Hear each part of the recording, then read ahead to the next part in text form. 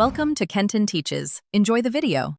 In this video, I will explain how to get a jar of pickles in FNTD. First, you'll need to find the right vendor. They're usually in the main market area, so keep an eye out for their distinctive stall. Make sure you have enough in-game currency, as a jar of pickles typically costs around 250 coins.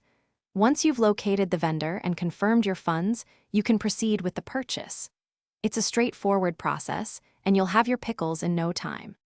To pinpoint the pickle vendor, head directly to the central market hub in FNTD. This bustling area is where most merchants set up shop. Scan the various stalls for one that stands out with a vibrant green awning and, of course, visible barrels of pickles.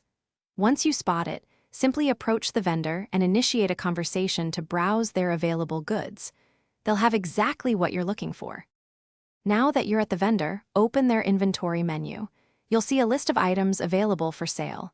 Navigate through the options and select the jar of pickles. The cost is typically 250 in-game coins, so ensure you have that amount ready.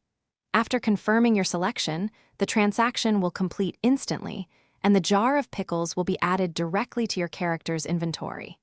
Easy peasy. Once you have your jar of pickles, you can use them in a couple of ways.